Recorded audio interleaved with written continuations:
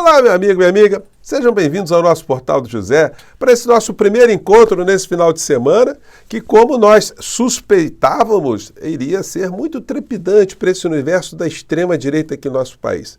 A briga entre essas criaturas, os principais quadros, está longe de terminar. Muito pelo contrário, está expondo cada vez mais situações graves em relação ao que pensam uns dos outros. Isso faz com que a gente tenha algumas reflexões. O que é que nós podemos fazer enquanto forças progressistas em meio a esse lodaçal todo? Isso porque é o seguinte, nesse processo eleitoral, é inequívoco que a direita e a extrema-direita tiveram um crescimento muito grande. Mas tiveram um crescimento ao redor do quê? Eles têm um projeto de nação, é uma coisa articulada, existe uma espinha dorsal, ou simplesmente nós tivemos nesse processo todo a negação da política, a negação da democracia, a negação da racionalidade, porque todos os candidatos, em geral, alinhados ali com a figura do inelegível, não têm propostas para um país. Eles sempre estão na posição da negação.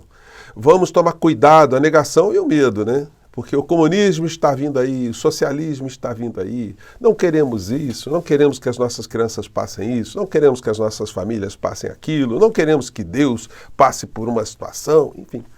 Então, as pessoas, numa sociedade despolitizada como a nossa, muitas dessas parcelas acabam caindo nas mãos de vigaristas. Ontem eu mostrei aqui para vocês, inclusive, um trecho de uma entrevista do ex-deputado José Dirceu, que sempre foi um conselheiro do PT e do presidente Lula, fazendo a avaliação que eu reputo aqui absolutamente equivocada, no sentido dele ter afirmado que o Brasil está se politizando.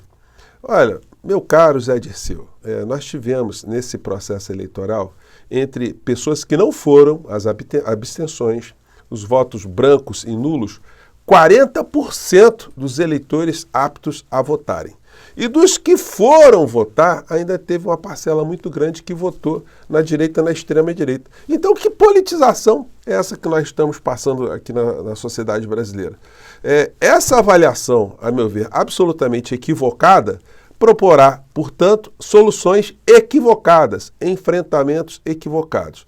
E nós estamos lidando com essa insanidade com uma coisa diferente, que é sintoma dos novos tempos no Brasil e no mundo, que é o combate a um tipo específico de traficante, de um criminoso invisível. Os traficantes, normalmente, eles são invisíveis, né? Eles são apanhados depois de processos de investigação, situações muito complexas. E mais complexa ainda é a existência de um tipo de traficante de mentira.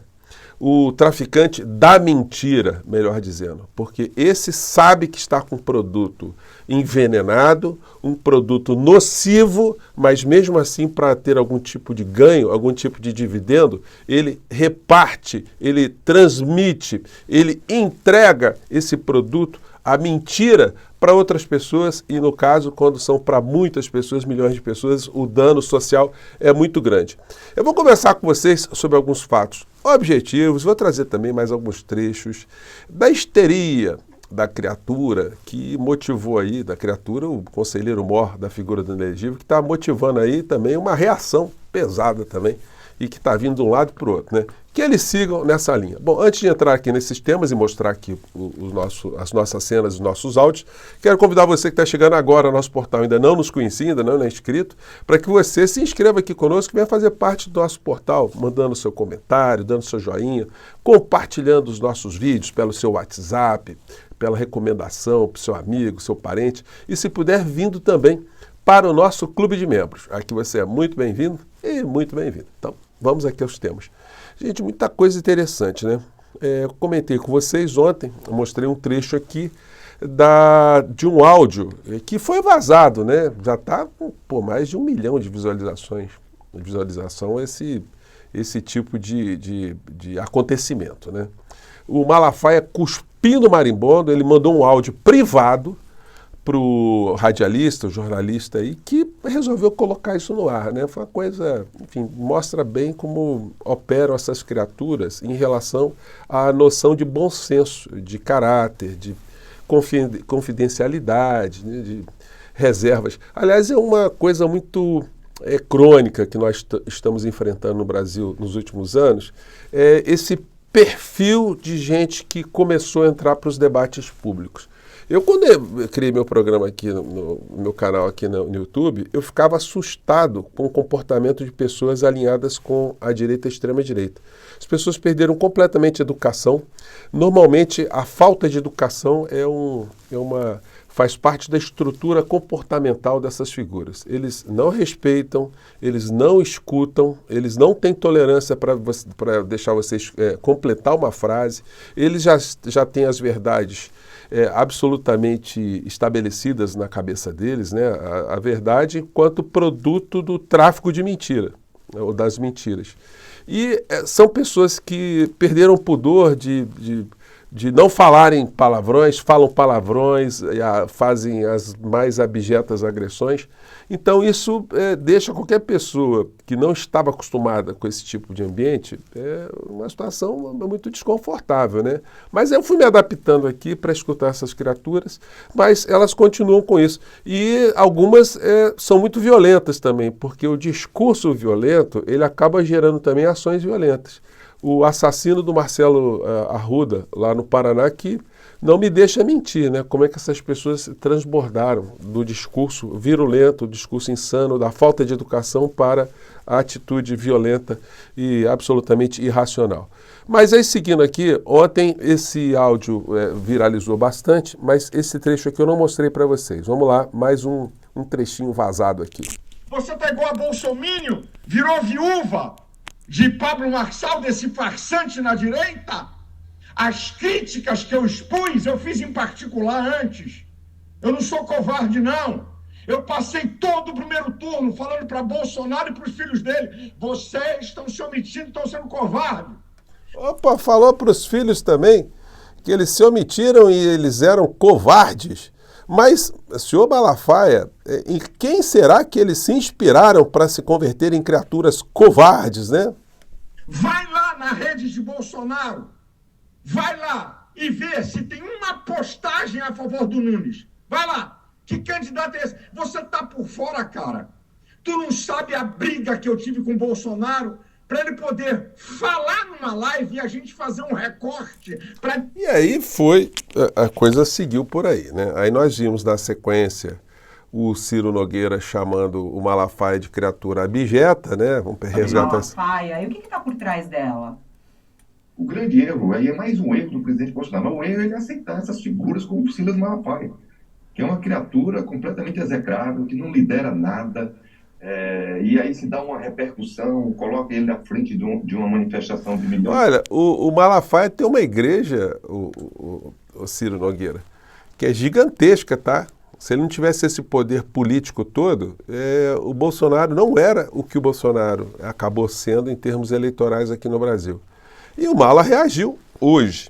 Malafaia diz que Ciro Nogueira é lixo da política e direita prostituta. O pastor aí está rasgando o verbo, hein? Olha, expressões nada bíblicas, né?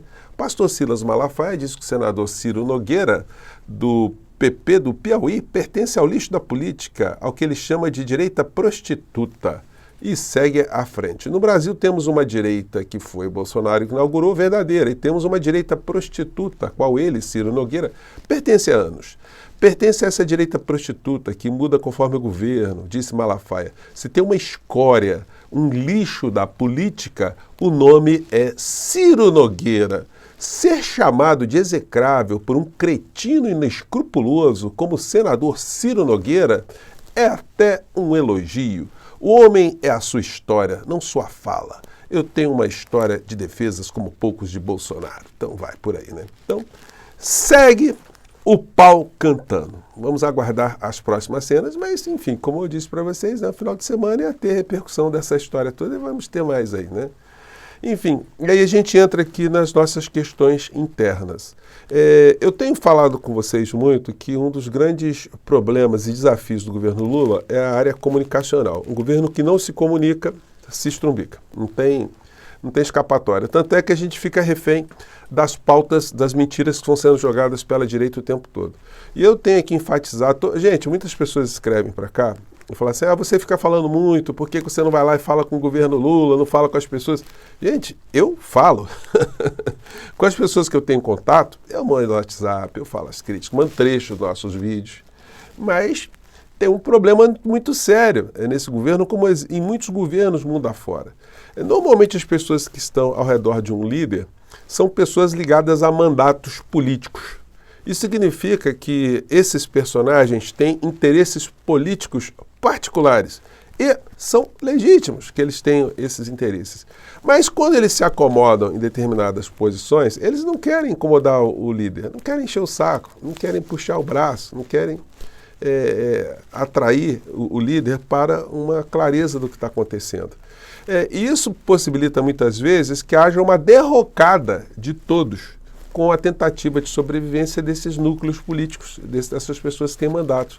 É só você observar quem está no entorno do presidente Lula e ver se tem alguém que não tem algum tipo de interesse particular, algum interesse político, como eu disse a vocês, legítimo. Então essas pessoas vão acabar disputando eleições, enfim, estão traçando ali algumas situações do ponto de vista dos seus interesses políticos pessoais. E aí o Brasil acaba entrando pelo cano por conta desse tipo de comportamento omissivo, muitas vezes, dessas figuras. Então, o nosso papel aqui é de continuar criticando, jogando essas coisas.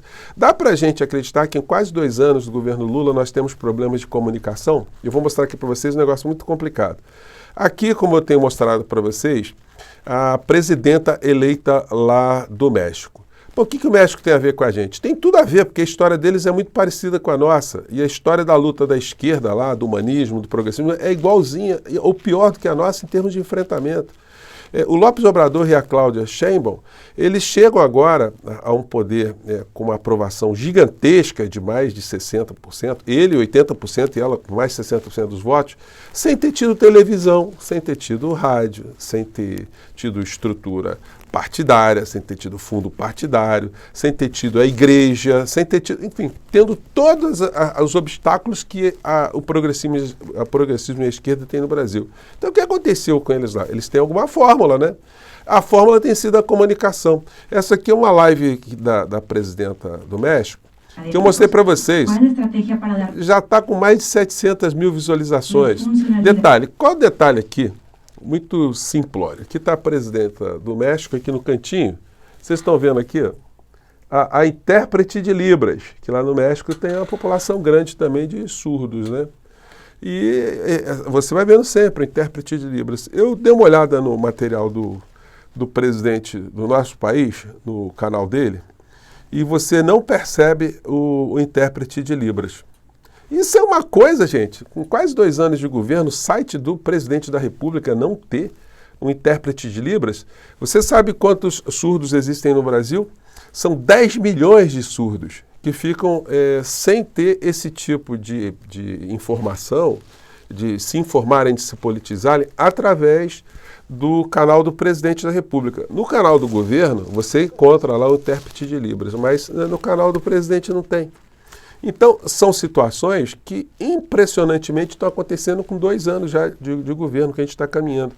Eu mandei lá zap para todo mundo, vamos ver se pelo menos essa situação aí, se ela é aplacada. Não é uma coisa barata para um canal como o nosso. Eu gostaria de ter aqui, aliás, é um projeto que eu tenho para colocar intérprete de Libras aqui nas reprises dos nossos programas aqui. Mas é uma coisa que custa uma grana e, enfim, estou vendo como é que isso pode ser equalizado. Porque é uma forma de ajudar a politizar essas pessoas que ficam recebendo apenas informações da direita, né? E dos traficantes de mentira. Gente, o governo tinha que ter também uma retaguarda jurídica para processar esses bandidos todos.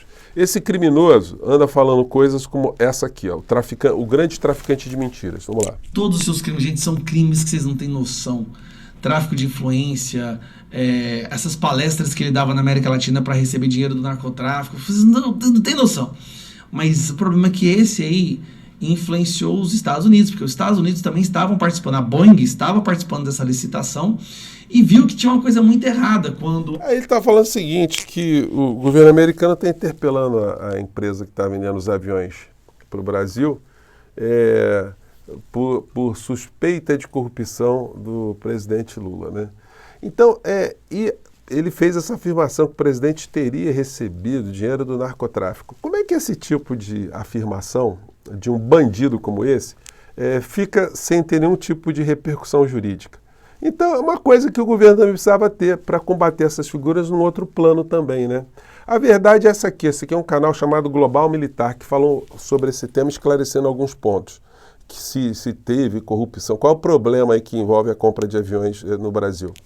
Portanto, não se sabe a real intenção por detrás dessa atitude tomada pelo órgão norte-americano. Mas é importante ressaltar que a aeronave norte-americana F-18 Super Hornet, fabricada pela Boeing, foi uma das aeronaves derrotadas durante o processo de licitação para fornecer novos caças de combate à Força Aérea Brasileira. E um dos motivos para tal, além de questões técnicas e transferência tecnológica ao Brasil, foi o escândalo de espionagem dos Estados Unidos sobre o Brasil, que veio ao conhecimento público na época da negociação. Na época, em 2013, foi revelado que 29 linhas telefônicas de chefes do alto escalão do governo brasileiro foram grampeadas pela Agência de Segurança Nacional dos Estados Unidos.